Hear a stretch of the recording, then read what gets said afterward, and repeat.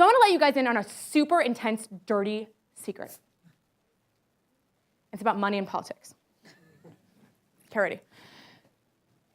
So imagine that you own a restaurant. And you are this happy restaurant owner, and maybe like you're Italian and you live in Italy and you like make the food with your family, and then your son and your daughter serve the food, and your partner, like if you have a really great partner, does the cleaning, which is really helpful. And all of a sudden, there's this really intense set of restrictive laws that's passed.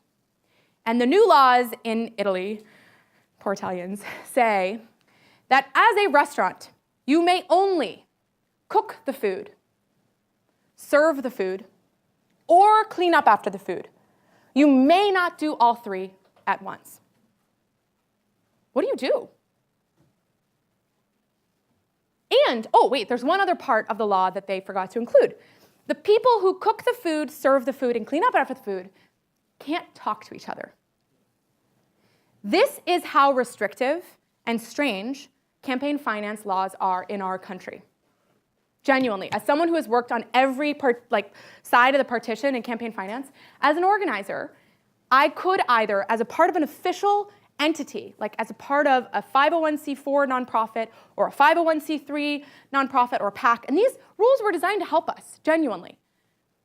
I could only, like when I was organizing on Obamacare, I ran Arizona to help pass the Affordable Care Act. Crazy state to run. In 2009, John McCain had only won it by 9 points.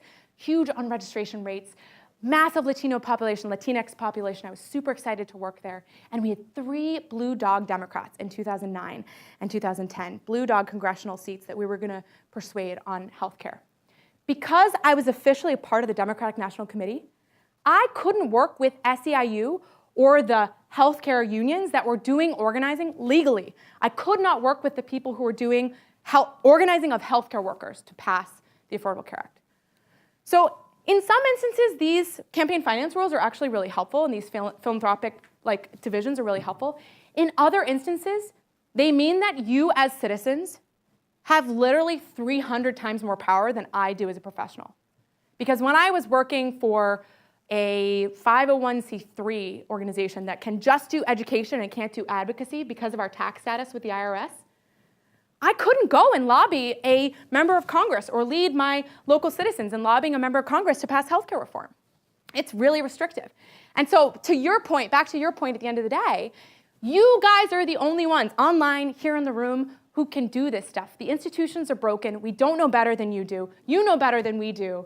And you're doing it better than we are at Indivisible, at all these grassroots groups, in all these efforts, unfortunately, than our broken system has again and again. So 2017 issue advocacy and laying the foundation for the midterms will lead us to successful 2018 midterm election and laying foundation for issue rights, which will lead us to, again, this whole crazy cycle that just repeats itself.